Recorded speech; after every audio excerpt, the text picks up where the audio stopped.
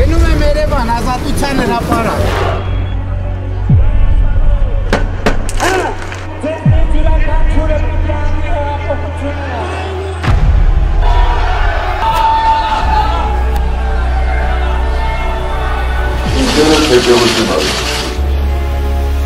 Ձերքերը վեր,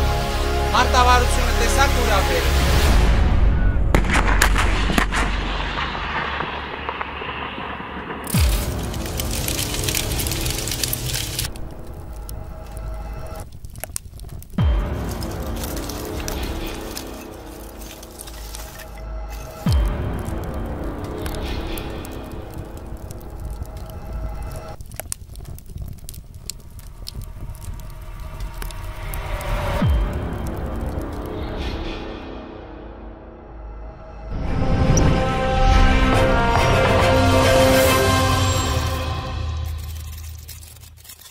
Պարոն նախագահ, այս իրավիճակը իմ համար շատ տարօրինակ է, որովհետև երկրի նախկին կամ ներկա նախագահներից երբևիցե հարցազրույց չեն վերցրել, ասեմ ավելին, լինեմ մինչև վերջ անկեղծ, երբևիցե ոչ մեկից հարցազրույց կյանքում չեն վերցրել, ինչ շատ ավելի հանգիստ եմ զգում, երբ տեսախցիկի այն կողմն եմ կանգնած լինում, դա է իմ մասնագիտությունը, բայց պրեմիերայի օրը դուք խոստացաք պատասխանել բոլոր իմ հարցերին, նույնիսկ եթե մեր զրույցը մինչև ուշ գիշեր տևի, այդ հնարավորությունից չօգտվել ես չէի կարող, ինձ շատ հետաքրքիր է դա։ Ես իմ հարցերը բաժանել եմ 7 մասի եւ պատրաստ միշտ ինձ համար ավելի սովորական սցենարով աշխատել։ Առաջի մասը հարցերի ձեր հրաժարականն է։ Շատ իմ ծանոթներից, պարոն նախագահ, բոլոր նրանցից, ովքեր որ 2018 թվականի դուրս էին եկել հրապարակ եւ պահանջում էին ձեր հրաժարականը, շատ-շատերը հիմա ձեզ մեղադրում են նրանում, որ դուք տվեցիք իշխանությունը։ Նրանք ասում են, լավ, մենք չէինք հասկանում, բայց նախագահը հասկանում էր, մտածում եմ այդ հարցի շուրջ, այո, դուք ունեիք վերլուծաբաններ, դուք ունեիք ԱԱԾ, դուք հզոր ստրուկտուրա էր, ինչ թույլ տվեցիք, պարոն նախագահ, ինչ այդ մարդկանց կարելի է պատասխանել, այո, ձեզ մեղադրում են, որ դուք տվեցիք իշխանությունը։ Ինձ համար զարմանալի չէ, որ մարդիկ այդպիսի հարցեր են տալիս, ես դա համարում եմ բնական, բա ինչ անեն մարդիկ, իրենց մեղադրեն, իրենք ասեն, որ իրենք հրապարակում էին, իրենք ասեն, որ իրենք փողոցներ էին փակում, որ իրենք դմդմփու էին անում, տեղ ունեն մեղադրելու։ Բայց այնուամենայնիվ, պարոն նախագահ, դուք հասկանում եք, թե այն ժամանակ դեռ չէիք հասկանում ազգային սենց աղետ լինելու է, թե ոչ։ Իհարկե, երբ որ ասում են, բա մարդիկ ում մեղադրեն, իրենց մեղադրեն, այդ չի նշանակում, որ ինքս ինձ մեղավոր չեմ համարում դրանում։ Անշուշտ ես չէի պատկերացնում, որ կարող էր այսպիսի հետևանք լինել։ Իհարկե շատ լավ ես հասկանում էի, որ այդ շարժումը հակաղարաբաղյան շարժում էր։ Շատ լավ ես հասկանում էի, որ մարդկանց տարիներով փորձել են հավատացնել, որ Հայաստանը չզարգացող երկիր է, որ Հայաստանում կոռուպցիան հասել է չգիտեմ ինչ աստիճանների, որ Հայաստանում անարդարությունը անսահման է եւ այլն, բայց որ կարող էր այսպիսի աղետ լինել, բնական է ես չէի կարող կանխատեսել։ Ես հասկանում էի, որ այո, կարող են լինել խնդիրներ։ Ես հասկանում էի, որ եթե բանակցային process-ում գլխավոր բանակցողները փոխվեն, Ղարաբաղի խնդրի լուծումը գնալու է այլ ուղղությամբ։ Հավանականությունը մեծ է, ես այդպես էի կարծում։ Չգիտեմ, հեշտ է միգուցե խոսել 3 տարի անց, բայց հիմա վերհիշելով նույն, ասենք, ռադիոյի տունը օրինակ։ Ռազմավարական օբյեկտ է ռադիոյի տունը, երբ որ մտան եւ գրավեցին ռադիոյի տունը, պետք չի իրավաբան նույնիսկ լինել հասկանալու համար, որ բոլոր հիմքերը կան Նիկոլին ձերբակալելու։ Ու հիմա նույն այդ մարդկանց հայացքով նայել, ինչի՞ չձերբակալեցիք ռադիոյի տունը գրավելուց հետո։ Այո, ակնհայտ էր, որ հանցագործություն կար։ բայց ես խնդրին նայում էի մի քիչ ավելի լայն պատկերի մեջ, այլ տեսանկյունից էի նայում, քանի որ իրենք սակավաթիվ էին, քանի որ չկար որևէ կանխատեսում, որ այդ շարժումը կարող էր աճել, ստանալ այն թափ, այն մասշտաբները, որ հետո ունեցան, եւ որոշեցինք, որ դա կարող էր նմանվել այլ երկրների սցենարին, որտեղ ձերբակալումից կամ այսպես ուժ կիրառելուց հետո այդ շարժումները ստանում էին բոլորովին այլ բնույթ։ Սա էր միակ պատճառը, որ ձերբակալում, այսպես ասած, տեղի չունեցավ։ Կարծում ենք, որ դա խայծ էր միգուցե, խայծ էր, որպեսզի նա ձերբակալվի, այնուհետև հերոսացվի, դրա հիման վրա այսպես շարժումը թափավակի։ Հարց, որը չեմ կարող չտալ պարոն նախագահ, իմ ֆիլմում ոստիկանապետը ասում է տվեք ինձ մի ժամ եւ քաղաքը կվերադառնա սովորական կյանքի։ Չեմ կարող չհարցնել, դա ռեժիսորի գայթակղություն է, իրականում ոստիկանապետը տենց բան իրական կյանքում ասել է ձեզ։ Դա մի քիչ չափազանցված, բայց եթե որոշում կայացնեինք ուժ կիրառելու, դա անպայման կանեինք։ Սկզբնական փուլում մենք չունեինք այդպիսի որոշում, որովհետև կարծում էինք, որ ավելի ճիշտ ճանապարհը մեղմ մոտեցումն է, այսպես մաշեցնելով, տանելով դեպի մարում այդ շարժումը, հատկապես որ դրա փորձը ունեինք, հա, հիշեք էլեկտրիկ Երևանը, հիշենք ՊՊՑ գնդի գրավումը, այլ դեպքեր,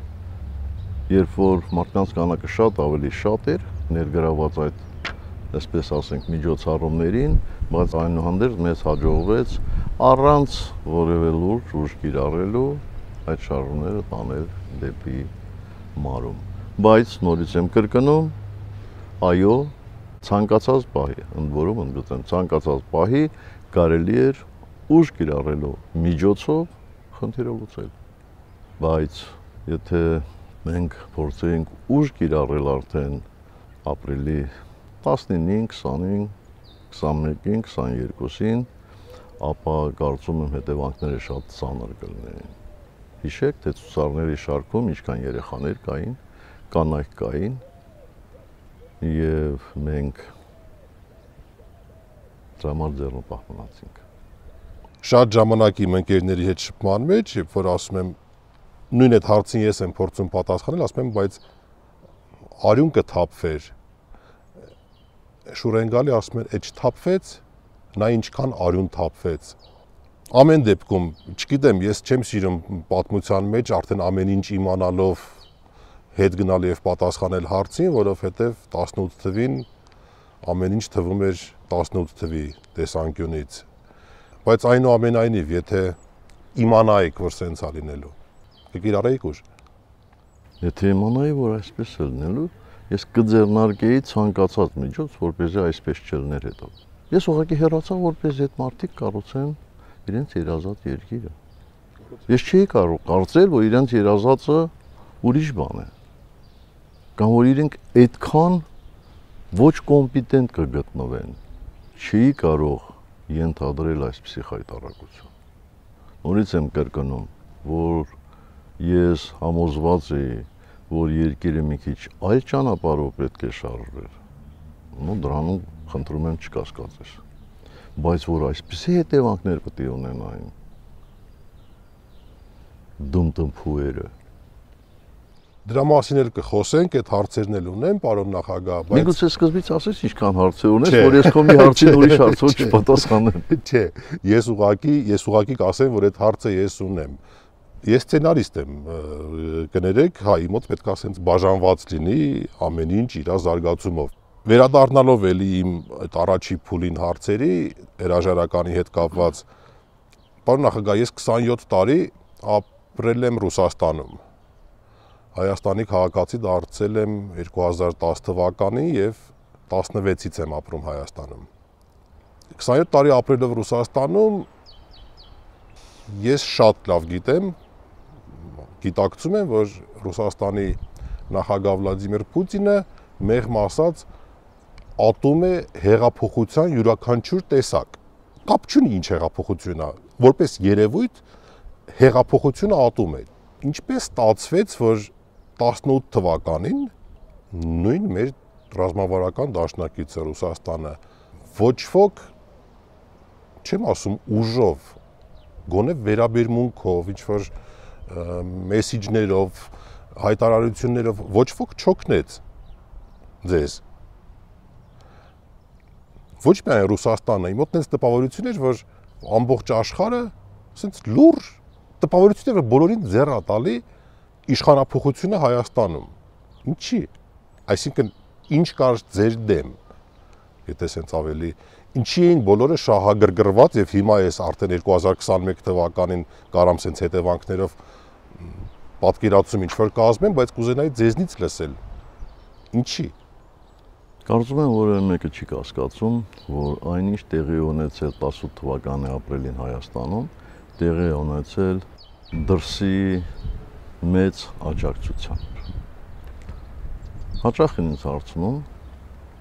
իսկ ում աջակցությամբ։ Պատասխանը շատ պարզ է։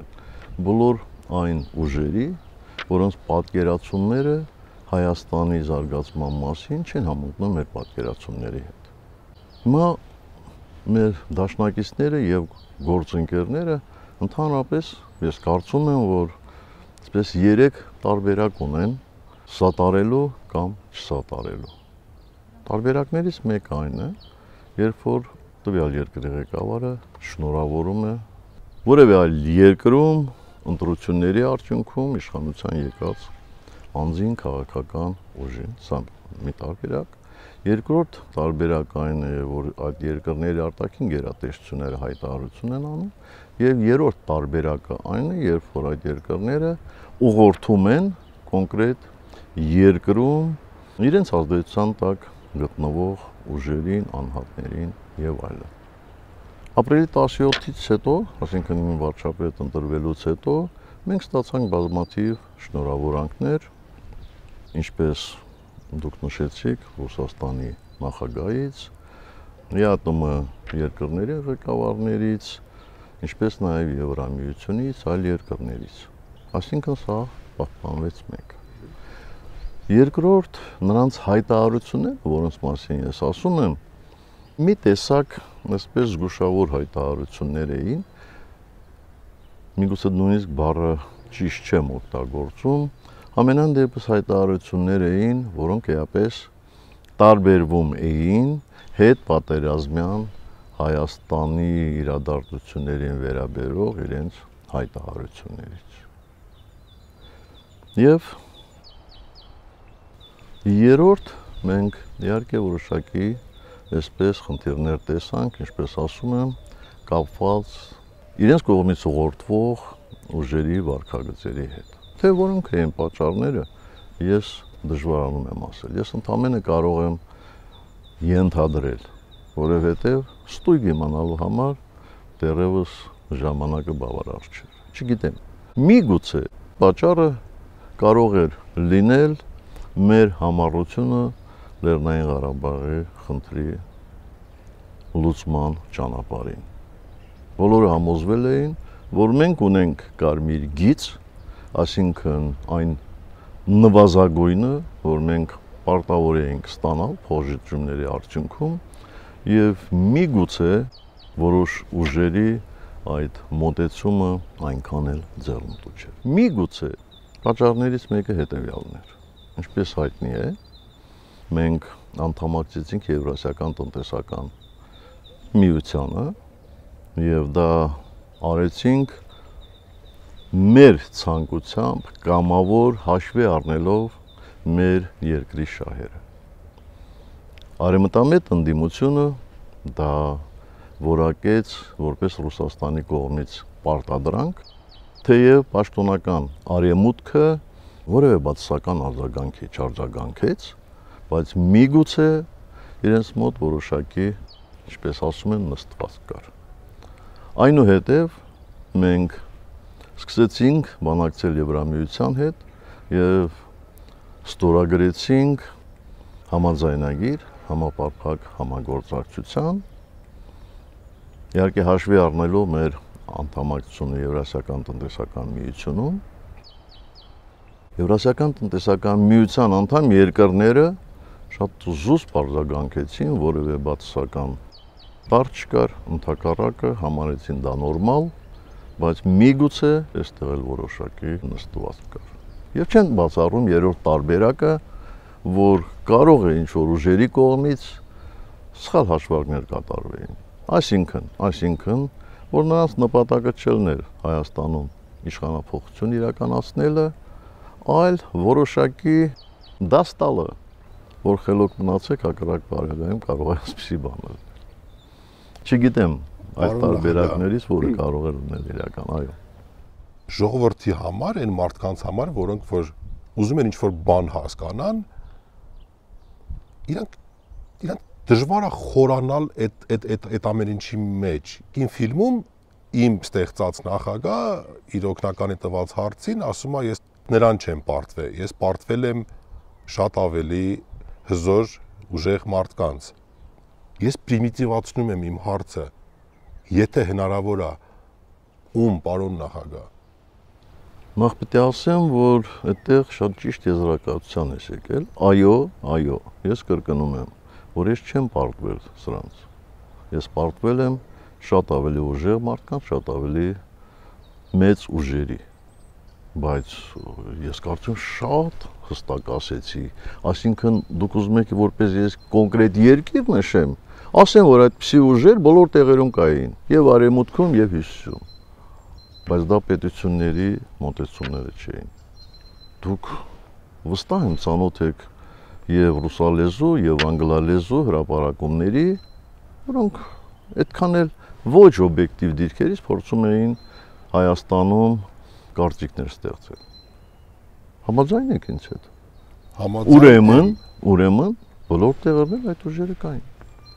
Պարոն նախագահ, Նիկոլը ճիշտ էր, ես սխալվեցի։ Այս արտահայտությունը արդեն 3 տարվա ընթացքում թևավոր է դարձել։ Բոլորը, այդ թվում ես, օգտագործում են այդ արտահայտությունը եւ բոլորը, այդ թվում ես, չեն հասկանում այդ բառերի իմաստը։ Ձեր արտահայտությունն է, ինչ է դա նշանակում, վերջի վերջը։ Ես կարող եմ բառացի մեջ բերել, ինչ որ ասել եմ հարցազրույցում, թե դա ինչպես պետք է հնչեր իմ նախավերջին, այսպես ասած, խմբագրումից հետո։ Շատ պարզ։ Տեքստը հասկանալի է, ես ընթերցում եմ այդ հատվածը։ Նիկոլ Փաշինյանը ճիշտ էր, երբ ասում էր, որ ինքը ամեն գնով, կրկնում եմ, ամեն գնով պետք է հասնի իշխանության։ Ես սխալվեցի, կարծելով, որ նրա համար թանկ է Հայաստանի Հանրապետության յուրաքանչյուր քաղաքացու կյանք։ Այս բարդ նախադասությունները ես պարզեցրել եմ նկատի ունենալով հետևյալ հանգամանքը, որ թեև շատ այսպես պարզ չէր ասված, բայց կարող էր սա ավելորդ լարվածություն առաջացնել։ Ես գնացի նրա հետ հանդիպելու Մարիոթ Արմենիա հյուրանոցում։ Իմ գործընկերներից շատերը ասում էին, որ պետք չի գնալ նրա հետ հանդիպելու, բայց ես կարիք ունեի անձնապես համոզվելու, թե իրոք այս մարդը կարմիր գիծ ունի, թե չունի։ Եվ ես շատ կարճ րոպեների ընթացքում, կարճ ժամանակում համոզվեցի, որ այո, նա ճիշտ է, նա պատրաստ է գնալ մինչև վերջ։ Իսկ այդ վերջ ինձ համար շատ վատ էր թվում, դիվային էր վերջը։ Այս էր ընդամենը։ Դրանից հետո Նիկոլը ձերբակալվեց Մարիոթի հանդիպումից հետո։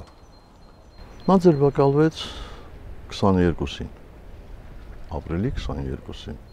Ես ենթադրում եմ հարցը հետևյալն է, ինչու ձերբակալվեցիք, հետո ինչու ազատ արձակվեց։ Ուզում եք պատասխանը սպասեմ, նոր տամ։ Եթե ռադիո տնից հետո չձերբակալվեց, այդ հանդիպումից հետո ձերբակալվեց։ Ինչու՞։ Տարբերությունը շատ մեծ էր։ Ռադիոտան ժամանակ նրանք սակավաթիվ էին։ Իսկ այդ ժամանակ արդեն բավականաչափ մարդ կար փողոցներում եւ արդեն նրանք կարմիր գծելը հատել էին։ Հենց դրա համար էլ ես չընդդիմացա իրավապահների որոշմանը։ Ինքս իմ ներսում այսպես արդեն մտածում եմ ես հրաժարականի մասին։ Ուստի մտածեցի, որ իրավապահների որոշումը, եթե ճիշտ է եւ եթե դրանից հետո կարող էր հանդարտություն տիրեր, ապա թող ձերբակալեն։ Միևնույն է, ես ամսի 21-ի երեկոյան 22-ի առավոտյան արդեն մտածում էի հրաժարականի մասին։ Անկախ նրանից կհանդարտվեր թե չէ, միևնույն է ես հրաժարական էի տալ, որովհետև կային դրա համար պատճառներ։ Ուստի նորից եմ կրկնում, ես չընդդիմացա, մտածելով, որ եթե կհանդարտվի, հանգիստ բանականերով հրաժարական կտամ, չհանդարտվի, ուրեմն ով ինձ կփոխարինի, նայել նրան կազատի։ Փոխարինելու մասին ես ունեմ հարց, հիմա չխոսենք դրա մասին, պարոն նախագահ, բայց ես համոզված եմ մի բանում, ձերբակալելուց հետո շարժումը կմարեր։ Ես համոզված եմ դրանում, որովհետև ես եղել եմ, ինչպես եւ շատերս դրա ականատեսը, ինչու ազատեցին այդ դեպքում։ Մարում էր, ինքը կմարեր 100%։ 100% ասելը դժվար է, բայց ես հարգում եմ քո համոզմունքը, բայց ինձ համար այլևս իմաստ չուներ մնալ իշխանությունում, որովհետև իշխանությունում մնալու նպատակը բոլորովին այլ էր։ Դրա մասին կխոսենք։ Շատ լավ։ Պարոն նախագահ, ինքը մարելու էր։ Ես ռեժիսոր եմ, երբ տեսնում եմ երբե մարդու դեմքը շփոթված եւ խառնված իրար։ Ինչու բաց թողեցին։ Դա արդեն ձեր որոշումն էր, թե ձեր հետ կապ չուներ։ Բոլոր դեպքերում, այո, ես այդ որոշմանը մասնակից եմ եղել, այո, ես առաջարկել եմ, որպեսզի այդպես լինի, կարծելով, որ Կարեն Կարապետյանի դիրքերը այդ դեպքում կլինեին ավելի կայուն։ Դուք ասել եք, որ ստեղծված իրավիճակում կա տարբեր լուծումներ, բայց ոչ մեկը ձերը չէ այդ լուծումներից։ Մի լուծումը ես գիտեմ, դա հրաժարականն է, այսինքն դուք տվեցիք, հեռացաք։ Մյուս լուծումը ուժի կիրառումն է, որը որ չեղավ։ Էլ ինչ լուծում կա, որի մասին ես ուղղակի չեմ կարող հասկանում, էլ ինչ լուծում կարող է լինի։ Օրինակ ես կարող եի առաջարկել անցկացնել նոր խորհրդարանական ընտրություններ։ Ես կարող էի նաև հրաժարական չտալ։ Դրանք լուծումներ են, չէ՞։ Լուծումներ են։ Այո, լուծումներ են։ Բայց ես դրանից որևէ մեկին չգնացի, որտեղ նորից եմ կրկնում, ինձ ալևս անհնարին էր թվում այն առաքելությունը, որ ես պետք է ունենայի վարչապետի պաշտոնում։ Ես ունեմ մի հատ մեծ մաս հարցերի բլոգ, որը կոչվում է պերսոնաժ, որը որ իմ ֆիլմում չի եղել Կարեն Կարապետյան։ Խնդրեմ։ Ինչու Կարեն Կարապետյանին ի սկզբանե չառաջադրեցիք վարչապետի մինչև այս ամեն ինչը։ Դուք գնացիք երրորդ ոնց որ ընկալվում է երրորդ անգամ երկրի ղեկավար դառնալու եւ ի սկզբանե չառաջադրեցիք Կարեն Կարապետյանի տեխնացությունը։ Խոսակցություններ կան, որ պատճառներից մեկը, որ մտածել եք կախվածությունը Ռուսաստանից ավելի կմեծանա, եթե լինի Կարեն Կարապետյանը։ Տարբեր խոսակցություններ կան, որ ես այս քանի օրը փորձում եի սենց քաշել ամեն ինչ հարցերը եւ սենց կարողանայի մարսեի, որ Կարեն Կարապետյանին հանձնվել է հետո դատարկ աթոռ։ Այ խնդրեի մեկնաբանեիք, ինչու ի սկզբանե չառաջադրեցիք Կարեն Կարապետյանին։ Խոսակցություններ շատ կարող են լինել։ Բնական է տեղի ունեցել շատ մեծ իրադարձություն, որ ծանր հետևանքներ ունեցել Հայաստանի համար։ Երբ որ ասեմ ծանր հետևանքներ, իհարկե առաջին նկատի ունեմ նաև Արցախի հանրապետությունը, բայց այդ խոսակցությունները իրականությանը չեն համապատասխանում։ Երբ որ ես Կարեն Կարապետյանին առաջարկեցի ստանձնել Հայաստանի Հանրապետության վարչապետի պաշտոնը 16 թվականին, մենք բնական է առաջարկության հետ միասին ունեցել ենք նաև խոսակցություն։ Եվ այդ խոսակցության ընթացքում ես Կարեն Կարապետյանին ասել եմ, որ եթե վարչապետի պաշտոնում ինքը իրեն դրսևորի լավ, ապա իմ համոզմամբ ինքը պետք է հանդիսանա իմ իրավահաջորդ, առանց որևէ ժամկետ նշելու։ Ինչպես հայտնի է, 16 թվականին նա ստանձնեց վարչապետի պարտականությունները, ես տեսա նրա լավ աշխատանքը, արդյունքները արդեն երևում էին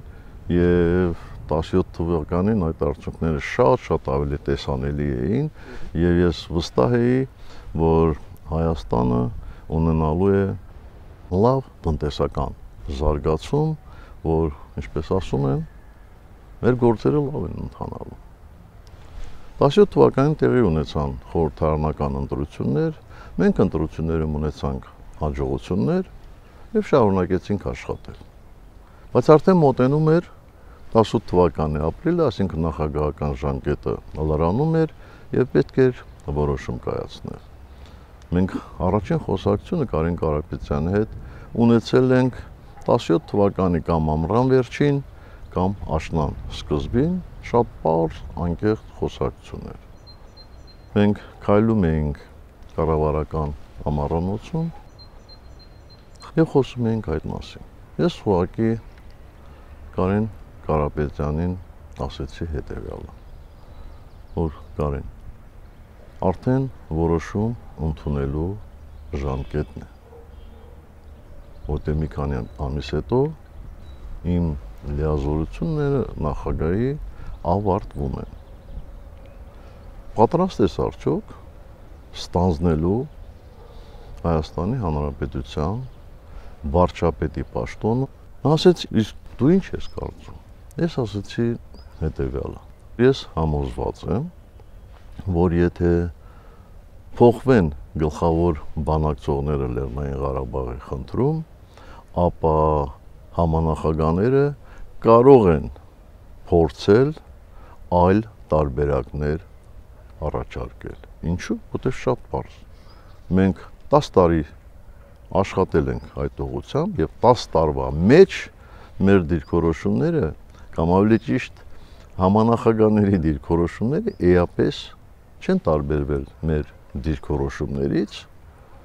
եւ մենք եղել ենք կառուցողական կողմը, Ադրբեջանը եղել է ապակառուցողական կողմը եւ սա որոշակի նաեւ այսպես քաղաքականության արդյունք է։ Ասեցի, ես կարծում եմ, եթե քեզ դա որևէ կերպ այսպես չի նեղացնի,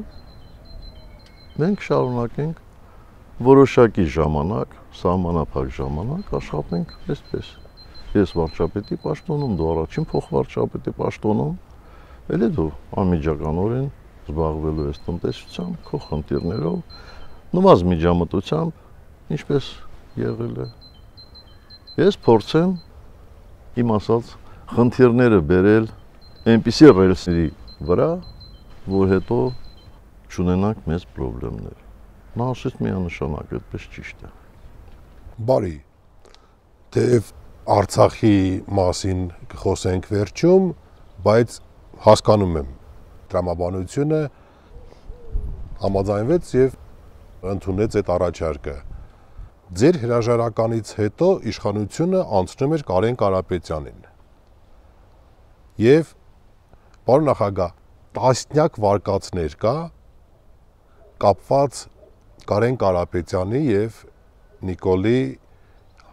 հանդիպման հետ կապված, երբ որ ձերբակալված էր։ Շատ տարբեր են վարկածները, սկսած Սևանից վերջացրած չգիտեմ որտեղ, գնացել են հանդիպել են, ժողովրդի մեջ խոսում են նույնիսկ իբր թե ինչ որ գումար առաջարկել Կարեն Կարապետյան, վարկածները հազարավոր են։ ինչ է տեղի ունեցել այդ հանդիպմանը եւ լավ Կարեն Կարապետյանը ստացավ ձեր հրաժարականից հետո բոլոր լիազորությունները ինչու չօգտագործեց այս երկու հարցը խնդրում եմ նախ պետք է ասեմ որ դրանք վարկածներ լինել չեն կարող դրանք ուղղակի խոսակցություններ ու բամբասանքներ են որ մեր հասարակության մեջ պակասը չունեն ես այդպիսի խոսակցությունների կամ որևէ հանդիպման մասին որևէ տեղեկություն չունեմ ես տեղյակ եմ մեկ հանդիպումից որ տեղի է ունեցել Երևանում քննչական մեկուսարանում կամ ժամանակավոր մեկուսարանում եւ ես ճիշտ չեմ համարում հիմա հրապարակավ ասել այն ինչ որ Կարեն Կարապետյանը ինձ է ասել վստահ եմ որ ինչ որ մի պահի միգուցե Կարեն Կարապետյանը դրա մասին խոսի դու էլ շատ առիթներ կարող ես ունենալ իրեն հարցնելու հիմա թե ինչու Կարեն Կարապետյանը չօգտագործեց այդ լծակները ես կարծում եմ նույն տրամաբանությամբ ինչ որ ես չարեցի եւ այդ հանդիպումը տեղի է ունեցել իմ հրաժարականի օրը երբ որ ես ունեի իմ կարծիքով վերջնական տեքստ այսինքն առանց այս բացատրելու թե ինչա նշանակում Նիկոլը ճիշտ էր ես սխալվեցի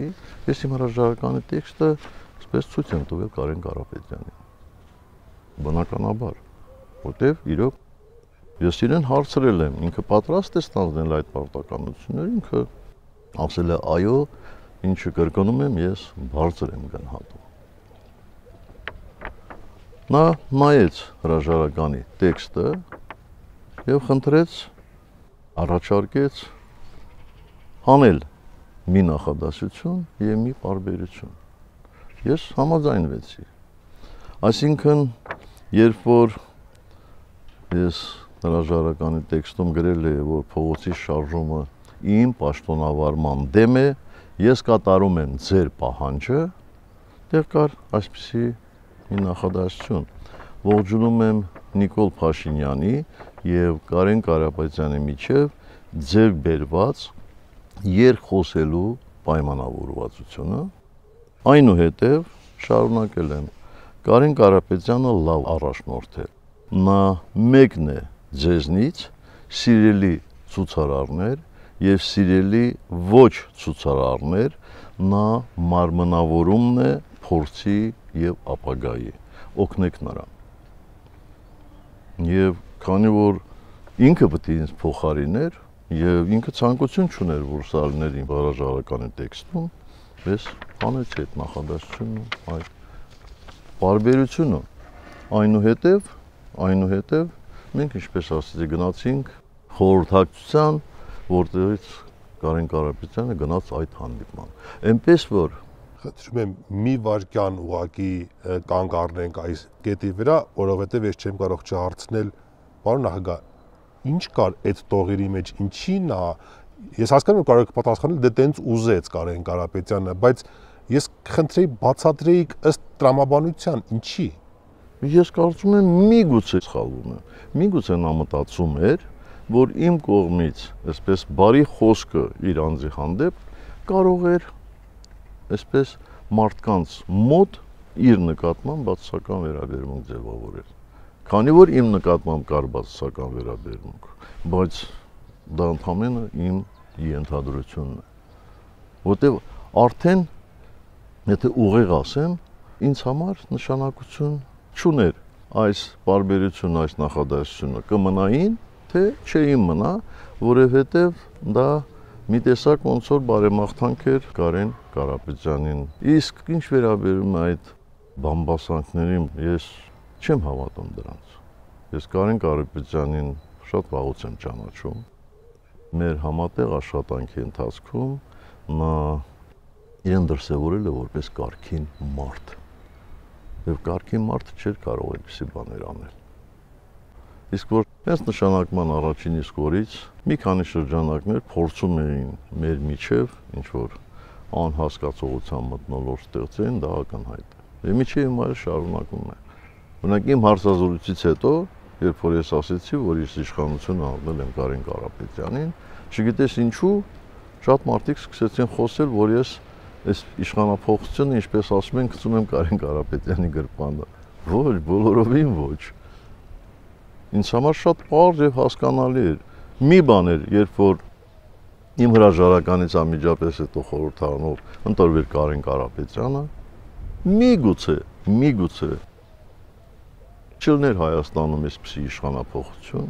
թեև ես կասկածում եմ դրանում, բայց մի ուրիշ բան է, երբ որ դու հրաժարական ես տալիս փողոցի ճնշման արդյունքում եւ իշխանությունը փոխանցում ես մեկ ուրիշ, ասենք Կարեն Կարապետյանին։ Եվ նա էլ ուներ այն նույն խնդիրները, այն նույն մտավախությունները, ինչպիսի մտավախությունները ես ունեի։ Այսինքն ո՞րն էր այն գործողությունը, որ պետք է փողոցին բերեր հանդարտություն։ Դեռ շատ ակնհայտ պարզվեց, չէ, որ այդ փողոցի շարժումը, ինչպես ասում են, միայն իմ դեմ չէր։ Մեր իշխանության դեմ էր ամբողջական։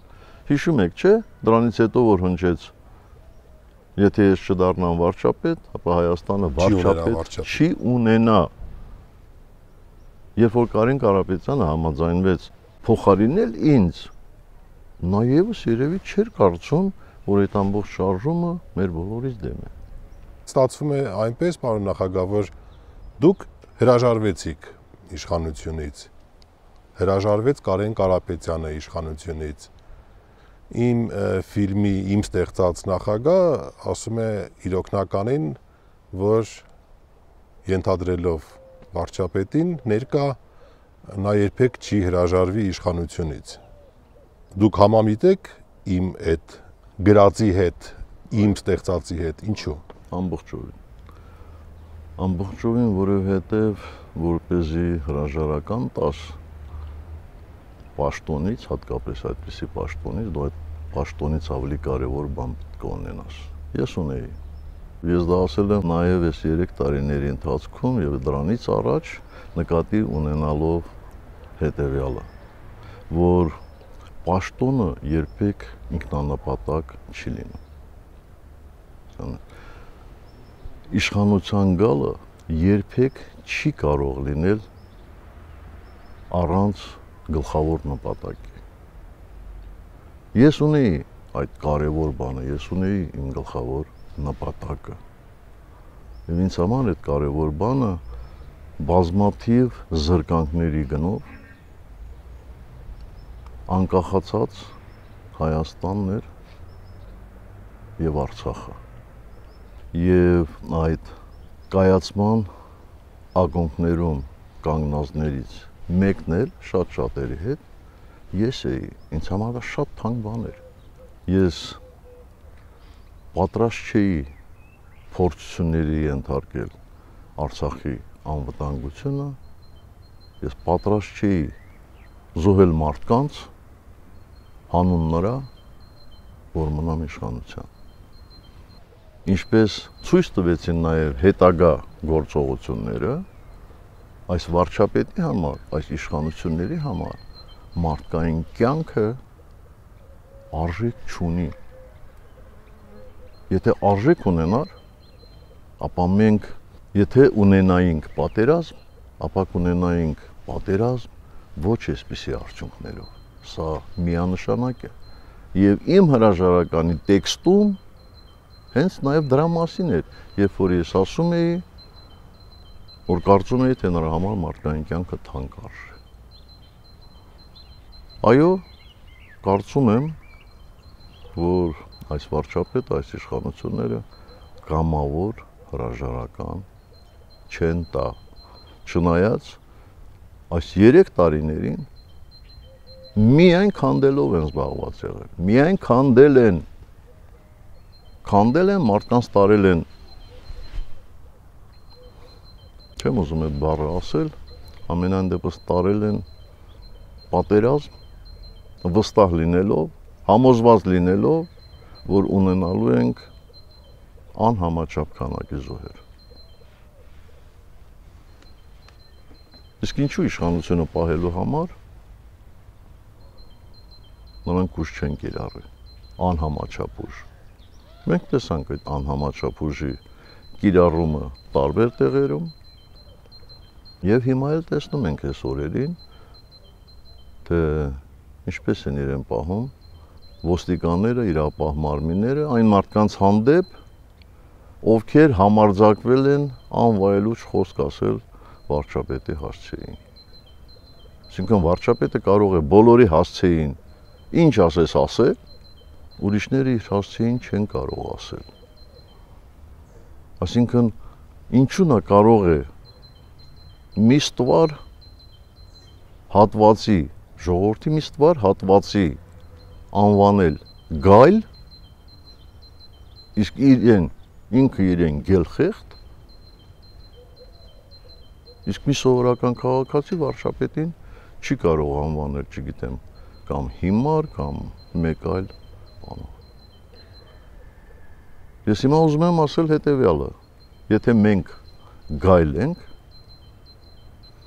ապա ես կարող եմ դրանից շատ չվիրավորվել, որտեղ գայլը բոլոր դեպքերում նենք չի, եթե մենք գայլ ենք, իրենք ոչ թե գելխեղտ են, այլ շնագայլեր են։ Կարծեմ ռուսերեն շակալ են ասում շնագայլերին։ Այնպես որ եթե դու քեզ թույլ ես տալիս մեկ ուրիշին վիրավորելու, ապա պատրաստ պետք է լինես նաև ուրիշ կողմից վիրավորանք ստանալ։ Եվ ամեն անգամ վիրավորանք ստանալով բիրտ ուժ կիրառես, ցուցումներ տաս իրապահ մարմինների, մենք դա չենք արել։ Միգուցե իշխանություն պահելու ձևը սա է, բայց դա ինձ համար չի։ Պարոն նախագահ, երբ որ այդ տեքստը ես գրում էի իմ հերոսի համար, ես ուղղակի փորձում էի վերլուծել, հասկանալ, զգալ եւ ինչ-որ մի սիրուն եւ կարեւոր բան գրել, որը որ պետք է շատ կինոյին եւ արդեն կերպարը հասկանալով ես ինչ կերպար եմ ստեղծում։ Դուք բացատրեցիք ինչ է նշանակում ավելի կարևոր բան ունենալ իշխանությունից։ Բայց նաեւ մի բան, որը որ ես ուզում եմ հարցնեմ, միայն դա է, որ չունես ավելի կարևոր բան, թե վախը, որովհետեւ իշխանությունը կորցնելուց հետո, օրինակ պրեմիերայի օրը, երբ որ ես եկա կինո Մոսկվայի մոտ, դուք արդեն ինչ-որ սրճարանում նստած էիք։ Եվ դա շատ սովորական եւ նորմալ մարդ, որը որ եղել է երկրի նախագահ, ինքը նստած է սրճարանում, ընտանիքի հետ, թորնիկի հետ, կա Նիկոլի մոտ այդ վախը կորցնել իշխանությունից, որովհետեւ ինքը վաղը չի կարողանալու գնա սրճարան նստի։ Միգուցե կարողանալու է, բայց բոլոր դեպքերում ես կարծում եմ, այո, այդպիսի մտավախություն գոյություն ունի, որովհետև իշխանությունը նաև պատասխանատվություն է, առաջին հերթին պատասխանատվություն է, եւ դու պետք է պատասխանատու լինես քո բոլոր քայլերի համար, եւ լավ քայլերի համար, եւ վատ քայլերի համար։ Բա, այսինքն իրեն չեն հարցնելու, թե ինչպես եղավ, որ մենք կորցրեցինք մեր երկրորդ հանրապետության տարածքի 75%։ Բա իրեն չեն հարցնելու, բա ինչպես եղավ, որ մենք ունեցանք այդքան զոհեր։ Բա իրեն չեն հարցնելու, ինչ է նշանակում, որ դու հնարավորություն ունեիր իր արտահայտությունն է, այսպես ասած Ջաբրայելից հետո պատերազմը կանգնեցնելու, բայց եթե կանգնեցներ, իրեն դավաճան կանվանեին։ Բա ինչ ուզում են անվանեն։ Հիմա եւ հրաժարականի պահին ես պատրաստ էի ցանկացած քննադատություն, ցանկացած վիրավորանք լսելու։ Եվ որը տեղին էր, ես կընկալեի, որը տեղին չէր, կփորձեի ասել, որ դա այդպես չի։ Իշխանությունը տարբեր մարդիկ տարբեր կերպ են բնութագրում, բայց ինձ շատ այսպես հոգեհարազատ է մի ոչ ստանդարտ ձևակերպում, որ իշխանությունը ստվեր է պատին։ Եվ լինում են դեպքեր, երբ որ փոքր մարդիկ մեծ ստվեր են գցում պատին։ Եվ հետո գայթակղվելով, տեսնելով այսպես իրենց մեծությունը, իրենց համարում են ամենագետ, իրենց համարում են ամենակարող, առանց որևէ կաշկանդվածության ներխուժում են պետական այնպիսի ոլորտներ, որտեղ իրենք էլեմենտար գիտելիք չունեն եւ ջարդում են, փշրում են, քանդում են, հետո արդյունքները լինում է կործանարար։ Հասկանում եք, իրենք կործանում են եւ իրենց եւ այդ կառույցը կամ այդ կառույցները եւ ընդհանրապես պետությունը ամբողջությամբ։ Եվ մեզնից յուրաքանչյուրը պատրաստ պետք է լինել պատասխանելու տարբեր հարցերի, որոնք հնչում են, եւ սա կլինի պատասխանատու մոտեցում, անպատասխանատու մարդիկ որևէ տեղ, անկախ նրանից, նրանք, այսպես ասած, շփվում են միայն իրենց ընտանիքի անդամների հետ, թե շատ ավելի մեծ շրջապատ ունեն, թե գտնվում են իշխանության մեջ, անպատասխանատու մարդիկ ամենավտանգավորն են, նրանք ամեն ինչի ունակ են։ Եվ երբ որ գերագույն գլխավոր հրամանատարը, որ ինքն էր իրեն գերագույն գլխավոր հրամանատար հռչակել, ասում է, որ ինքը պատասխանատու է, բայց մեղավոր չէ, դա անպատասխանատու մոտեցման կարող է դառնալ այսպես դասագրքային օրինակ։ Ուրեմն մենք ապրիլյան պատերազմի ժամանակ գործորեցինք 75 մարդ, այդ 75 իրոք հերոսաբար կռված տղաներին մենք գործորեցինք 400 հեկտար տարածք, թեև ես ասում էի 800 հեկտար տարածք, հասկանալի պատճառներով մի անգամ ես դա բացատրել եմ, մենք մեղավոր էինք, պատասխանատու էինք, իսկ 5000 հոգի կորցրածը եւ 8000 քառակուսի կիլոմետր կորցրածը, որ 800,000 հեկտար է, մեղավոր չի։ Այո, ես համաձայն եմ ձեզ հետ, այդպիսի մտավախություն նա պետք է ունենա։ Պարոն նախագահ, հիշեցիք ապրիլյանը եւ համոզված եմ օրերից մի օր ամեն ինչ ջրի երես է դուրս գալու, Լելեթեփեի պատմությունը, ամեն գնով վերցնել մի բան, որը որ ձեր օրոք կորցրել էինք Լելեթեփեն։ Ինչ է մարդու հետ կատարվում իր հոգեբանության հետ, հանգիստ չեք տալի դուք իրան։ Ես չեմ կարծում, որ դա լավագույն օրինակներն են։ Գրեթե ելույթ չկա, որի մի մասը նվիրված չլինի ինձ կամ մեր իշխանությանը, բայց դա իր գործն է։ Վերադառնալով այդ թեմային իշխանության, անցնեմ հաջորդ մասին եւ այդ ամենը էլի իշխանություն է։ Արմեն Սարգսյան։ Պարոն նախագահ, ես չեմ զարմանա, եթե պարզվի, որ դուք իմ մասին գիտեք ավելի շատ, քան իմ ազգականների մեծամասնությունը, որովհետև երևի դա մասնագիտական է իմ կողմից, ես տեսնում եմ, որ դուք սկանավորում եք մարդկանց։ Եվ դրա հետ կապված ունեմ առաջին հարցը. Արմեն Սարգսյան, ինչու։ Ինչու Արմեն Սարգսյանը դարձավ Հայաստանի Հանրապետության նախագահ։ Արմեն Սարգսյանը դարձավ Հայաստանի Հանրապետության նախագահ, որովհետև իմ պատկերացումներով նա ուներ բոլոր հնարավորությունները լինելու Հայաստանի Հանրապետության նախագահ, իր ունակություններով, իր գիտելիքներով, իր կարողություններով արժևորելու այդ ինստիտուտը, որովհետև նորություն էր այդ ինստիտուտը, եւ նա կարող էր մեծ օգուտ բերել մեր երկրին։ Ես վստահ եմ, որ Արմեն Սարգսյան, Սերժ Սարգսյան Կարեն Կարապետյան եռանկյունին Հայաստանի համար մեծ օգուտներ կբերեր։ Բայց ինչպես ասում են, ոչ ոք իդեալական չի եւ մարդը սովորական պայմաններում,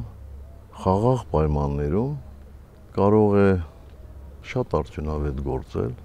կարող է լինել շատ պատվախնդիր, բարոյական, իսկ իմ խորին համոզմամբ մարդու էությունը դրսևորվում է էքսցեսների ժամանակ։ Մարդու էությունը դրսևորվում է կրիտիկական իրավիճակներում։ Եվ պատահական չի,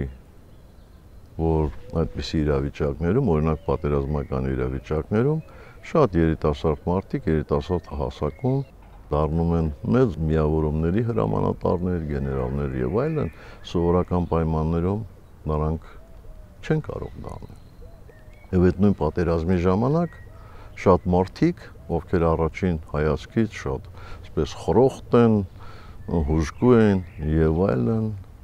դառնում են թուլամորթներ, դառնում են դիրքլուքողներ եւ այլն։ Ցավոք սրտի այդ դժվար իրավիճակում Արմեն Սարգսյանը չկարողացավ իրեն դրսևորել։ Չկարողացավ դրսևորել, որովհետև գտնվում էր շատ, կարծում եմ, նսեմացված վիճակում։ Նրան բնականաբար փորձեցին ենթարկացնել Եվ ստացվեց։ եւ ստացվեց։ Շատ ափսոսում եմ եւ շատ ամոթ է։ Լավ։ Շատ է խոսում Արմեն Սարգսյանը լիազորությունների բացակայության մասին։ Գիտեք, իմ համար դա ծիծաղելի է մի քիչ դրա մասին լսել, նույնիսկ չխորանալով օրենսդրական ինչ-որ ով ինչքան լիազորություն ունի, որովհետև օրինակ այն տղամարդը, որ այս վերջերս Նիկոլին չթողեց իր եղբոր գերեզմանին մոտենալ, ընդհանրապես ոչ մի լիազորություն չուներ, բայց նա ուներ արժանապատվություն։ Պարոն նախագահ, ինչ է կատարվում մարդկանց հետ, կոնկրետ Արմեն Սարգսյանի հետ, երբ որ նրանք գալիս են իշխանության, որ հանդուրժում են այդ նվաստացումը։ Հանուն ինչի։ Լավ, ես համաձայն եմ ձեզ հետ, կարող է ինքը կրիտիկական պահերին, ինքը կուլ գնաց, թույլ գտնվեց, ընդունում եմ, հասկանում եմ ամեն ինչ, բայց լավ, ինչն է ստիպում Արմեն Սարգսյանին ուղղակի չթքել պաշտոնի վրա ու հեռանալ։ Ես բնականաբար կդժվարանամ այդ հարցին պատասխանել եւ այդ հարցերը երևի պետք է ուղղել հենց Արմեն Սարգսյանին։ Ես ամբողջ կյանքում եղել եմ պետական պաշտոնյա, իսկ վերջին 30 տարիներին մաս եմ կազմել իշխանությունների։ Երբեք նվաստի դերում հանդես չեմ եկել։ Դա ինձ համար անհասկանալի երևույթ է, թե մարդը ինչի համար պետք է նվաստանա։ Ինձ համար անհասկանալի մի բան է դա։ Ինչ վերաբերում է լիազորություններին։ Նախ պետք է ասեմ, որ լիազորությունները բավարար են, որպեսզի արժևորվի այդ ինստիտուտը։ Ես դրան չեմ ուզում անդրադառնալ, բայց երբ որ Արմեն Սարգսյանը առաջարկ ստացավ ընտրվել Հայաստանի Հանրապետության նախագահ, ինքը քաջածանոթ էր սահմանադրությանը, ինքը քաջածանոթ էր խորհրդարանական երկրի նախագահի լիազորություններին եւ բացարձակապես որևէ ակնարկ անգամ ես չեմ լսել այդ մասին։ Եղել են հրապարակային հանդիպումներ, բոլորը տեսել են, եղել է ոչ հրապարակային հանդիպում եւ ոչ մի հատ եւ նորից եմ կրկնում, որևէ ակնարկ այդ մասին չի եղել։ Առաջարկը ստանալուց հետո նա իհարկե շնորհակալություն է հայտնել եւ ասել է, որ իրեն որոշակի ժամանակ է պետք մտածելու, մարդկանց հետ հանդիպելու, որպեսզի իր վերջնական կարծիքը հայտնի։ Եվ նա մտածել է եւ ոչ մեկ օր հանդիպել է մարդկանց հետ, քաղաքական շրջանակների, իր կողմից հարգված մարդկանց հետ, այնուհետև եկել եւ ասել է, որ ինքը մեծ շնորհակալությամբ համաձայնում է, ինքը պատրաստ է ընտրվել Հայաստանի Հանրապետության նախագահ։ Ես կարծում եմ լիազորությունների մասին պետք չի խոսել, որտեղ դա վերաբերում է զուտ սահմանադրությանը եւ երբևէ առիթ կլինի ես իմ կարծիքը կասեմ։ Նա ունի բոլոր լիազորությունները։ Բայց եթե ինքը լիազորություններ չունի, ինչու՞ իր լիազորությունների մի մասը զիջեց խորհրդարանին։ Ինչ տարբերություն դու ստորագրում ես կամ քո չստորագրելով թույլ ես տալիս, որ այդ օրենք այդ փաստաթուղթը մտնի ուժի մեջ։ Այսինքն դու քո անձն ես ինչ որ տեղ պաշտպանում, որպեսզի հետո ասես, տեսեք, ես սա չստորագրեցի, բայց հարցը առաջանալու չէ, լավ, եթե համարում ես, որ դա չստորագրելու է, ինչու՞ չես ուղարկում սահմանադրական դատարան։ Պարոն նախագահ, ես իրավունք ունեմ մտածելու, որ մարդը գնում է այդ նվաստացումների ոչ միայն իր մարդ տեսակով, այլ կարող է ունենալ շահ։ Ես չեմ կարող դա պնդել, չեմ կարող դա հերքել, միայն կարող եմ ասել, որ իրոք ամոթ է լինել այդպիսի վիճակում։ Պարոն նախագահ, Արմեն Սարգսյանի բրիտանական քաղաքացիության հարցը շատ է քննարկվում։ Ամենայն դեպս շատ է քննարկվել հաստատ եւ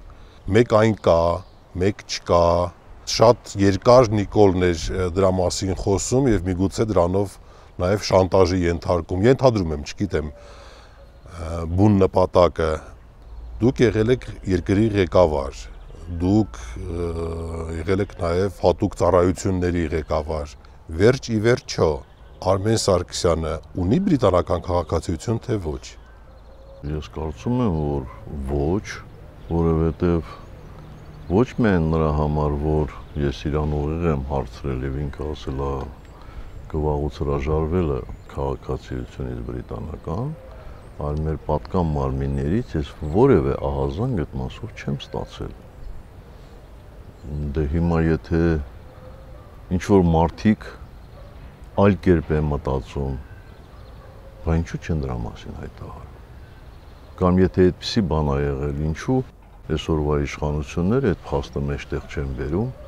ոչ թե գոնե Արմեն Սարգսյանի մասով կշտամբելու, այլ ինձ կշտամբելու համար։ Ձեզ շատ են մեղադրում նրանում, որ սորոսական ֆոնդերը լայնորեն տարածվել են եւ սկսել են երկիրը ներսից քանդել հենց ձեր կառավարման տարիներին։ Մեղադրանք է, որը որ եղել է։ Ինչ կպատասխանեք դրան, պարոն նախագահ։ Դեք եթե մարդիկ ցանկություն ունեն մեղադրելու, ապա հազար ու մի պատճառ կարող են գտնել, որ Սորոսի ներկայացուցիչները այստեղ, թիմնադրամի ներկայացուցիչները այստեղ վարում էին այնպիսի քաղաքականություն, որի հետ մենք համաձայն չէինք, դա միանշանակ է։ Բայց Սորոսի հիմնադրամը մուտք է գործել Հայաստան 97 թվականին։ Եվ շատերը ասում են, որ սորոսականներն են այս հեղափոխությունը կատարել։ Ոչ, այո, նրանք աջակցել են, բայց այս հեղափոխություն կոչվածը, նորից կրկնեմ, շատ ավելի հզոր ուժեր են աջակցել ներսին, շատ հզոր ուժեր, որոնք տիրապետում են տեխնոլոգիաների, ռեսուրսների, եւ այդ տեխնոլոգիաները հաջողությամբ օգտագործել են ոչ միայն Հայաստանում, այլ աշխարհի բազմաթիվ երկրներում։ Այո, մենք անհամաձայնություններ ունեինք սորոսականների հետ, բայց իմ կարծիքով նրանք այդքան էլ մեծ վտանգ չէին այն ժամանակ ներկայացնում Հայաստանում, որովհետև նրանք որևէ ազդեցություն չունեին իշխանության կողմից կայացվող որոշումների վրա։ Իսկ իշխանափոխությունից հետո իրանք իհարկե ներթափանցեցին եւ խորհրդարան եւ գործադիր իշխանության տարբեր կառույցներ եւ իրենց գաղափարները հիմա իրականացնում են։ Ես հասկանում եմ նաեւ հարցի ենթատեքստը, ինչու չփակեցիք։ Դեք շատ ավելի հեշտ է չթողնել մոտ գործել։ Խոսքը մենակ Սորոսին չի, տարբեր կառույցներ, տարբեր ֆոնդեր եւ այլն, քան նրանց արգելելը։ Վերջը մենք կլինենք այն եզակիներից մեկը, որ երկար տարիներ իրենց գործունեությունից հետո մենք արգել էինք։ Հենց այդ իշխանափոխության ժամանակ եւ դրան հետևող շաբաթների ընթացքում տարբեր եվրոպական երկրներ արգելեցին եւ դա մեզ համար շատ այսպես հիմք կարող էր հանդիսանալ, եթե նրանց վտանգը մեծանար, որպեսզի մենք եւս արգել էինք։ Լավ, եւս անգամ խոսեցինք նրա մասին, որ իշխանափոխությունը 18 թվի կազմակերպել է Նիկոլի մասին չենք խոսում, ինքը չի, նույնիսկ Սորոսը չի եւ ավելի մեծ եւ հզոր ուժեր։ Պարոն նախագահ, եթե ավելի մեծ եւ հզոր ուժեր, ինչու օգնություն չխնդրեցիք նույն Ռուսաստանից, մեր ռազմավարական դաշնակիցն է։ Նիկոլս անգամ երբեք չի անցել եւ չի կարող անցնել ռազմավարական դաշնակցից խնդրել օգնություն իշխանությունը պահելու։ Դա ինձ համար շատ վիրավորական կլիներ։ Ես ռազմավարական դաշնակցից Ռուսաստանի նախագահից բազմաթիվ բաներ եմ խնդրել։ Խնդրել եմ մեզ ռազմատեխնիկական օժանդակություն ցուցաբերել եւ ցուցաբերվել է, լի ցուցաբերվել է։ Ես խնդրել եմ նոր սպառազինություններ, ճիշտ նոր սպառազինությունների համար վարկեր տրամադրվել է։ Ես խնդրել եմ մեզ համար անհրաժեշտ սպառազինություն, որ այլ երկրների չի վաճառվում, արվել է։ Խնդրել եմ բազմաթիվ տարբեր տնտեսական հարցեր լուծել։ Այո, լուծվել են։ Բայց ես զանգեի, խնդրեի, ասեի, խնդրում եմ, պահեք իմ իշխանությունը։ Ես ով կլինեի այդ ժամանակ։ Կոնկրետ քեզ մեր, որպես Հայաստանի Հանրապետության քաղաքացի, դա դուր կգար արդյոք։ Իմ վերաբերմունքը Ամոթ չէ, հասկանում եք, ռազմավարական դաշնակցից կամ մի այլ երկրի ղեկավարից ինչ որ բան խնդրել երկրի համար։ Պարոն նախագահ, դուք հարցը տվեցիք, քեզ դա դուր կգար թե ոչ, իմ վերաբերմունքը միգուցե կփոխվեր, ես այլ կերպ կսկսեի վերաբերվել ձեզ։ Ոչ, դա ինձ դուր չէր։ Արժանապատվությունը, որ կապված է երկրի հետ, դա էլ շատ թանկ բան է։ Տարբեր մարդիկ տարբեր կերպ են ընկալում այդ արժանապատվությունը, հասկանում եք։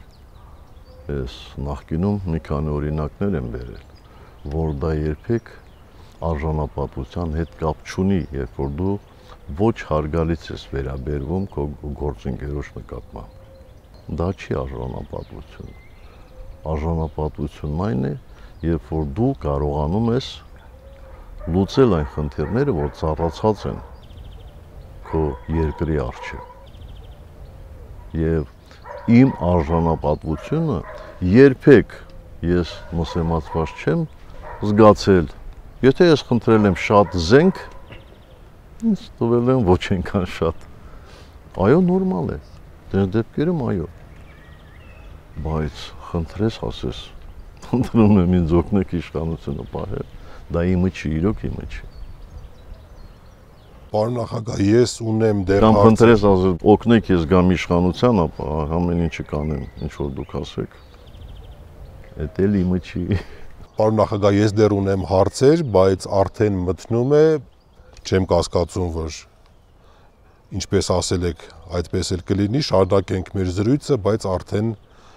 ադապտացվենք մութ եղանակի արդեն, որովհետև մեզ նկարահանում են։ Մեծ հաճույքով։ Լավ, շնորհակալություն։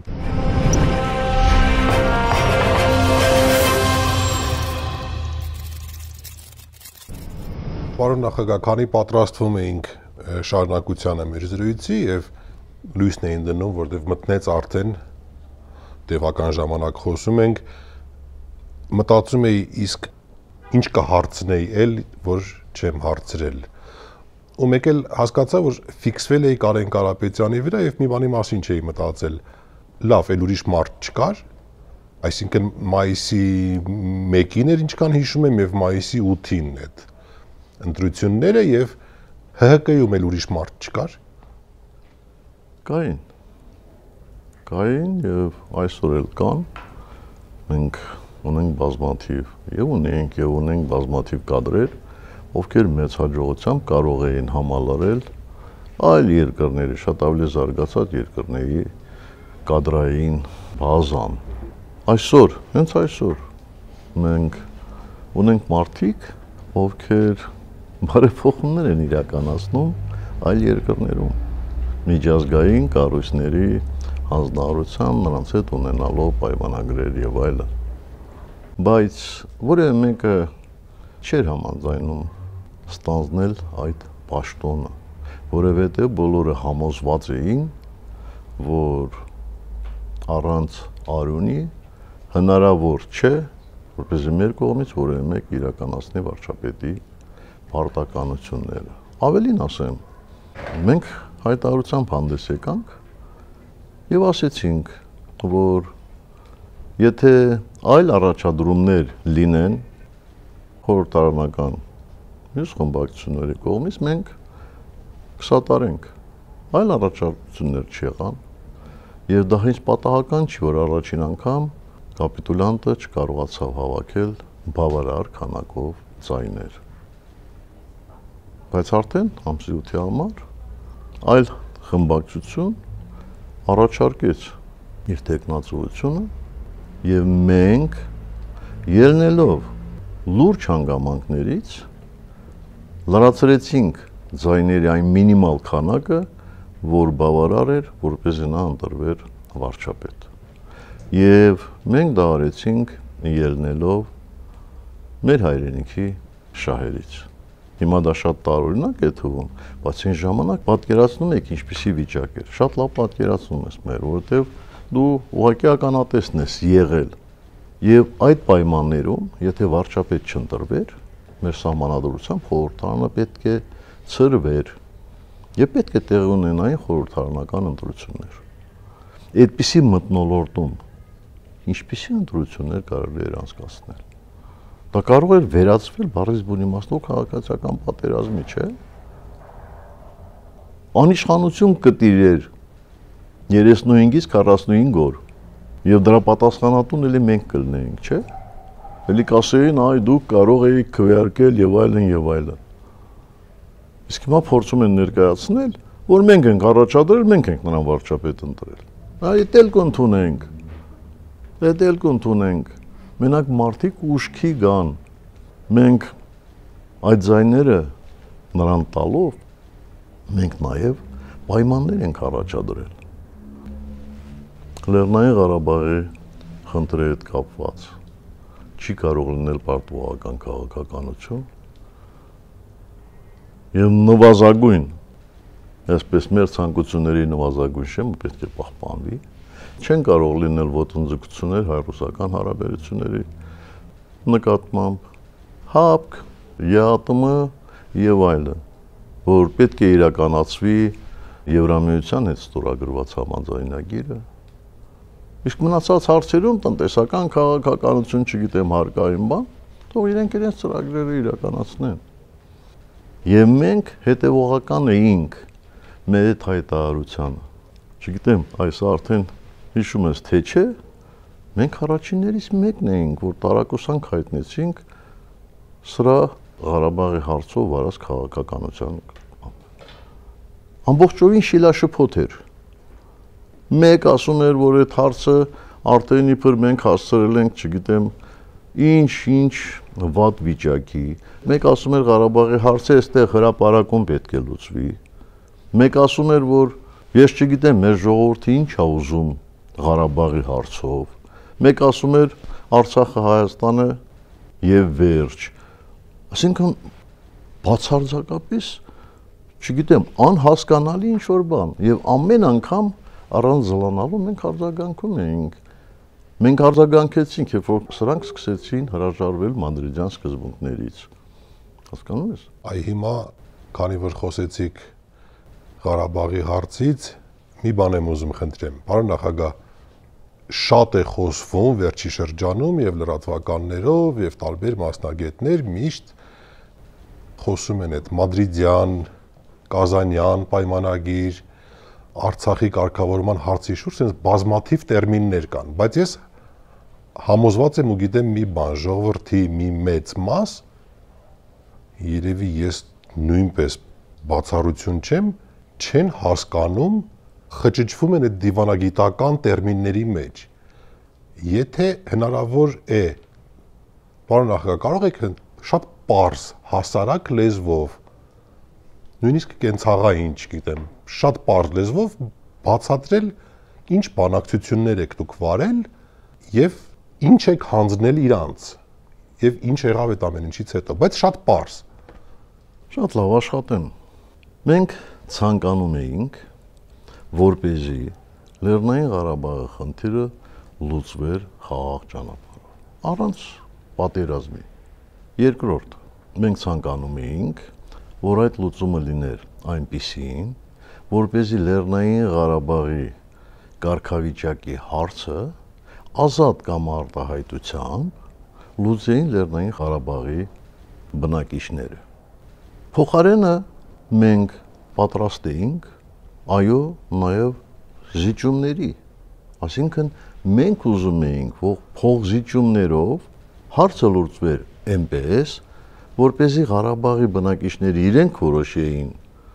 իրենց կարգավիճակը, որտեղ են ուզում ապրել, Ադրբեջանի կազմում, Հայաստանի կազմում, անկախ եւ այլն։ Մեզ համար շատ կարեւոր էր, որ միջազգային հանրությունը շատ բարձր մակարդակով, օրինակ ՄԱԿ-ի անվտանգության խորհրդի բանաձևի տեսքով ամրագրեր Լեռնային Ղարաբաղի բնակչության այդ իրավունքը։ Իսկ դա ենթադրում էր, քանի որ ժամանակ էր տևելու դրա համար, ենթադրում էր միջանկյալ կարգավիճակ Լեռնային Ղարաբաղի համար։ Իսկ այդ կարգավիճակը ավելին էր, քան բանակցություններ վարելու ժամանակ։ Կարողացա բացատրել։ Ինչ ենք մենք իրենց հանձնել։ Դուք որպեսզի դուք ասում եմ նկատի ունեմ դու եւ ժողովուրդը, որպեսզի կարողանա ճիշտ պատկերացում կազմել, պետք չի հետևել այս սրանց ասածների։ Բացարձակապես, ինչ որ թղթեր են թափահարում, ինչ որ հեքիաթներ են պատմում, որ մենք հասցրել ենք այս վիճակի, այն վիճակի։ Երկու անգամ Ալիևը իր բերանով այդ մասին հայտարարել է։ Մի անգամ 16 թվականին իր կառավարության նիստում, որ իրեն ստիպում են փակ դռների հետևում ճանաչել Լեռնային Ղարաբաղի այդ իրավունքը, ինքը ասում էր անկախություն, եւ երկրորդ պատերազմից հետո, երբ որ ինքը եկել էր Քաշաթաղի շրջան, այնտեղից հայտարարեց, ասեց, որ եւ սա եւ Քալբաջարի շրջանները պետք է մնային հայերին։ Այսինքն դա այդ միջանկյալ կարգավիճակի ժամանակ ադրբեջանցիները պետք է ստանային 5 շրջան, Լաչին Քալբաջարը պետք է մնար մինչև հանրաքվե անցկացնելու օրը։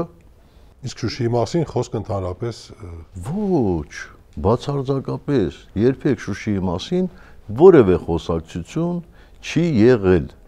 գոնե վերջին 10 տարիների ընթացքում։ Պետք է հետևել համանախագահների հայտարարություններին։ Պատերազմից անմիջապես հետո կապիտուլյանտը հայտարարեց ինչ որ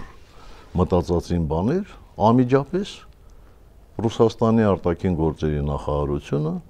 համանախագահ Իգոր Պապովի բերանով հայտարարեց, որ ոչ, դուք ճիշտ չեք ասում։ Այո, 19 թվականին այլ առաջարկություն է եղել սրանց։ Այլ եւ Ռուսաստանի արտաքին գործերի նախարարության խոսնակ Մարիա Զախարովան շատ մի հետաքրքիր հայտարարություն արեց, ասելով, որ մեր վերջին փաստաթղթերը 3-ն էին, 3-ը, մեկը, որ պետք է ստորագրվեր Հայաստանի եւ Ադրբեջանի միջև, երկրորդը զուգահեռ պետք է ստորագրվեր համանախագահ երկրների կողմից եւ երրորդը ՄԱԿ-ի անվտանգության խորհրդի բանաձևներ մեզ համար նվազագույն շեմը պահպանելով մեր ցանկությունների կարողացա պարզ բացատրել Բավականին ես հասկացա մի բան եմ ուզում ասել որ շատերը նույնիսկ մասնագետները այս խնդրի վրա ուշադրություն չեն դարձնում եւ սրանք էլ օգտվելով այդ առիթից միշտ ասում էին դե ինչ եք ասում մեկը դրան Ադրբեջանը չէր համաձայնվի նախ կան հակամարտություններ որոնք 2-3 անգամ ավելի երկար կյանք ունեն քան Ղարաբաղի խնդիրը բանակցային process-ը եւ մենք ինչու ենք այդպես համարում որ ինչու է ժամանակահատվածում չկարողացանք լուծել բայց մենք գնում էինք ճիշտ ճանապարհով եւ երկրորդ խնդիրը ինչու՞մն է ես համոզված եմ եւ վստահ եմ մեր բանակցող թիմը Էդվարդ Նալբանդյանի գլխավորությամբ համոզված է որ Ադրբեջանը երբեք չէր համաձայնվի հարց առաջանում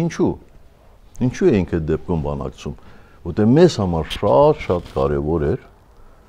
միջազգային հանրության կարծիքը համանախագահների որոշումը վերջը ՄԱԿ-ի անվտանգության խորհրդի բանաձևը որովհետև պատմության մեջ ինքնորոշման գրեթե բոլոր հարցերը ուղեկցվել են պարտադրանքի էլեմենտով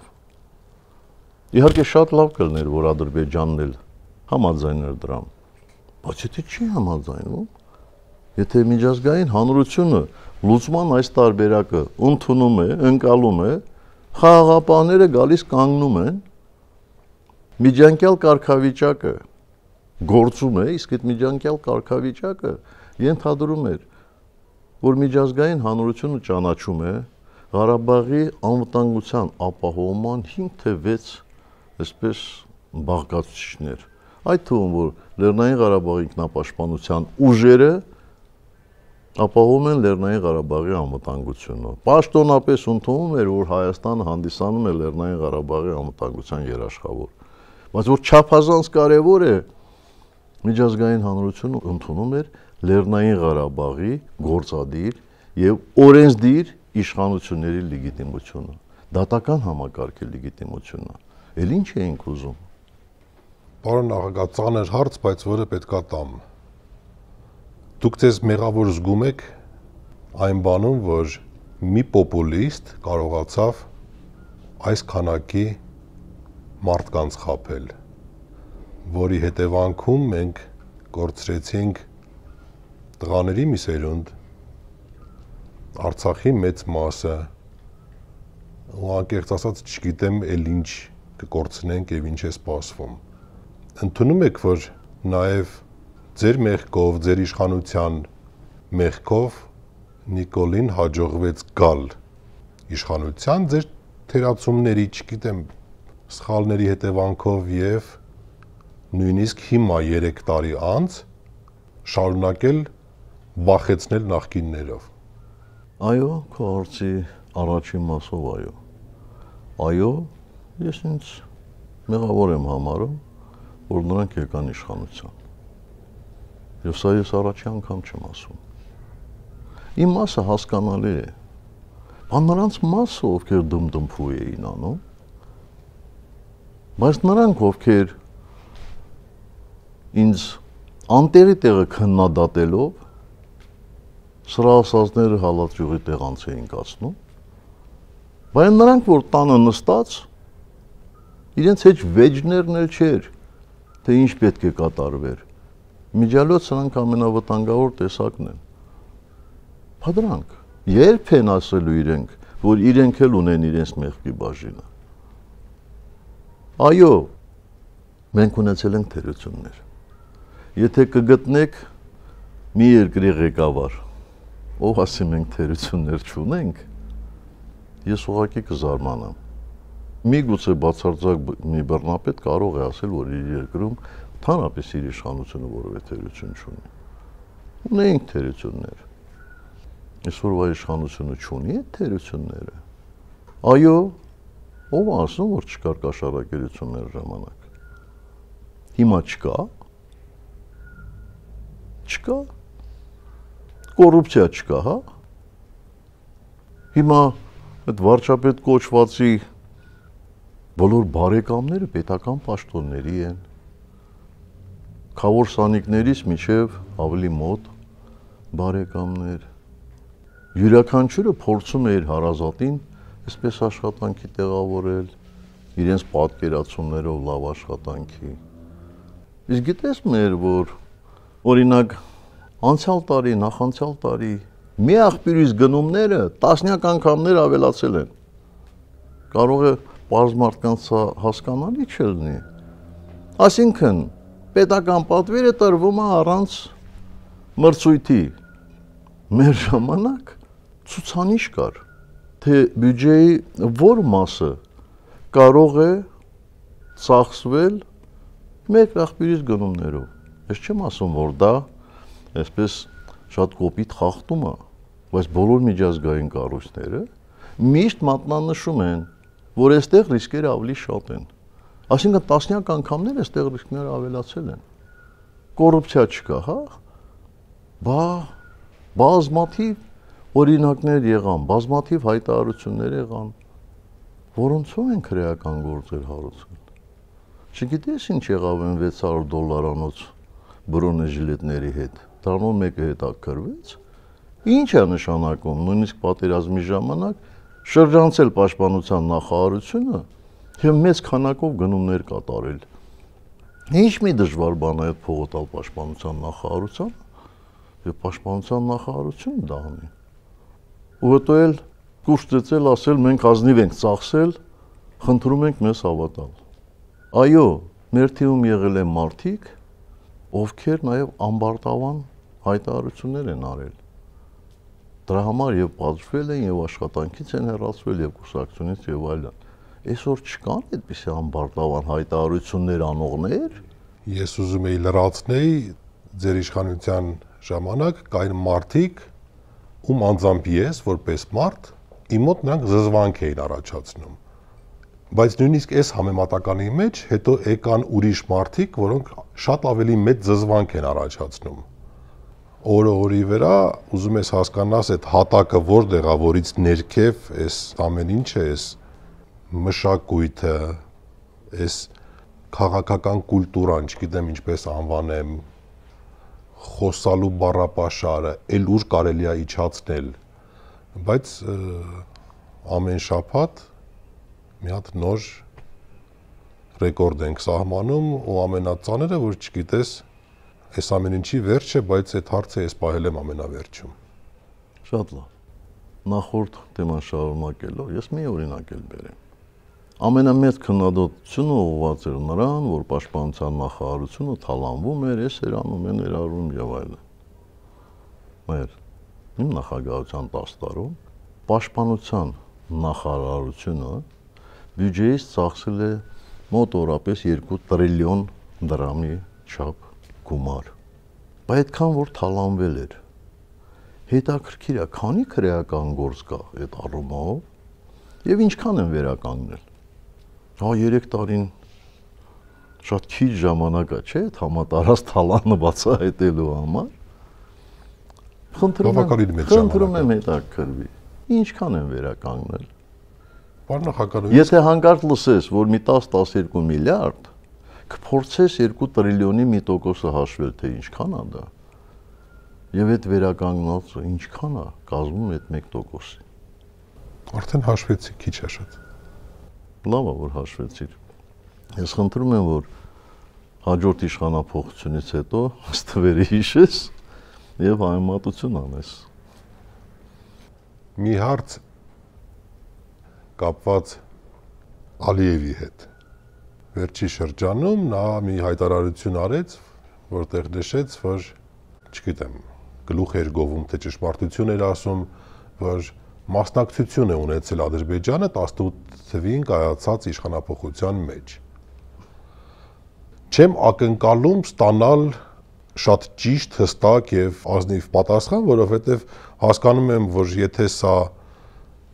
պետական գաղտնիք է չեք ասի, պարոն նախագահ, մեր իշխանության մեջ այսօր լրտեսներ կան, օտար երկրագործակալներ։ Ես չեմ տիրապետում այդպիսի ինֆորմացիայի։ Չեմ տիրապետում, անկեղծ ասում։ Որտեղ դա այնպիսի բան է, որ եզակիներին է հասանելի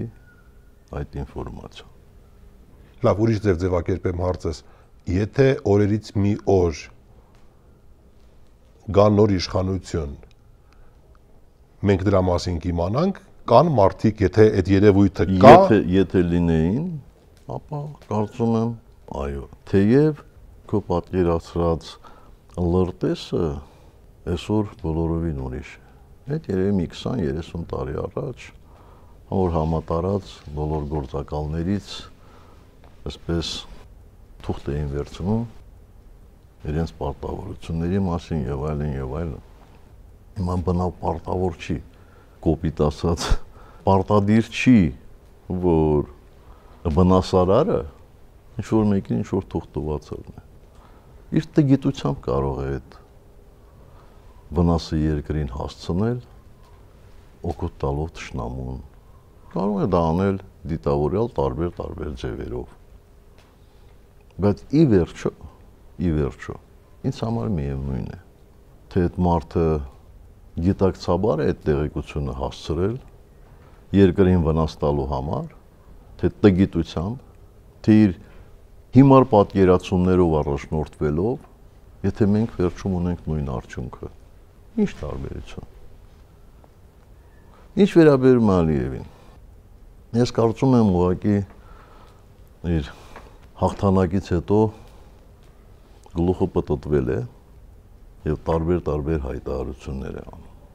Միայն ինքը կարող է ասել, թե ինքը ինչ մասնակցություն է ունեցել, բայց որ ինքը երազում էր, որ Հայաստանում իշխանափոխություն լինի, դա միանշանակ է եւ տարբեր հայտարարություններով։ Ալիևը միշտ պարտվել է մեզ։ Եվ ինքը երազում էր ինչ որ մի հաղթանակ ունենալ։ Թողეთ էլ հաշվի իր հաղթանակը։ Պատահական չէ, երբ որ ռազմական գործողություններն ավարտվեցին, ինքը ասեց, որ ինքը Փաշինյանին չի հաղթել, ինքը հաղթել է Քոչարյանի եւ Սարգսյանի բանակներին։ Այդ մարդու ցանկությունը հասել էր արդեն այսպես հիվանդագին ցանկության մակարդակի։ Մեզ ինչ որ կերպ միտեղ հաղթել։ Դե խոսի, հիմա թող խոսի։ Ինձ համար նա երբեք կառուցողական չի եղել։ Ում համար կառուցողական է եղել, թող հիմա ասի։ Իրոք կառուցողական է Ալիևը, թե չէ։ Չեք կարծում, որ դրանով նույնիսկ նվաստացնում է Նիկոլին, որ շեշտում է, որ ես հաղթել եմ Քոչարյանի եւ Սերժ Սարգսյանի բանակին։ Վերջին հարցս, պարոն նախագահ։ Ու ես խոստանում եմ կգնամ։ Ին ֆիլմի հերոսուհին Ալիսան իր նախագահին տալիս է հարց։ Հարցնում է հիման անդմիշտ է նկատի ունենալով նոր վարչապետին։ Հիմա ես ունեմ հնարավորություն այդ նույն հարցը տալ իրական նախագահին։ Պարոն նախագահ, Նիկոլը ընդմիշտ է։ Հեր մենք նոր վարչապետ ունենք։ Դու նկատի ունես գործող վարչապետ։ Գործող։ Ես վստահ եմ, որ դու հիշում ես հայտնի առասպելը Սողոմոն թագավորի մատանու մասին, որ նրան տվել էր իմաստունը։ Եվ խորհուրդ էր տվել իր ուրախության պահին կարդալ մատանու վրայի փորագրությունը։ Եվ նաև ամենադժվար պահին կարդալ մատանու ներսի մակագրությունը։ Մատանու արտաքին մասին հետևյալն էր փորագրված, որ ամեն ինչ անցողիկ է։ Իսկ ներսի մասում փորագրված էր, որ էդ էլ կանցնի։ Մեզ անհրաժեշտ է խոհեմություն, եւ համբերություն, որպեսզի կարողանանք հասկանալ, որ ամեն ինչը անցողիկ է։ Առավել եւս չարի իշխանությունը։ Ինձ համար ընդմիշտ է Հայաստանը եւ հավերժ է բարի գործը։ Մենք պետք է կարողանանք հասկանալ, որ մենք մեր գործը պետք է անենք, ժամանակն է իր գործը։ Եվ ինչքան մենք արդյունավետ աշխատենք, ժամանակը ավելի արագ է կատարելու իր գործը։ Շնորհակալություն, պարոն նախագահ։ Խնդրեմ, ուրախ եմ, որ իմ խոստումը կատարեցի։ Ես եմ։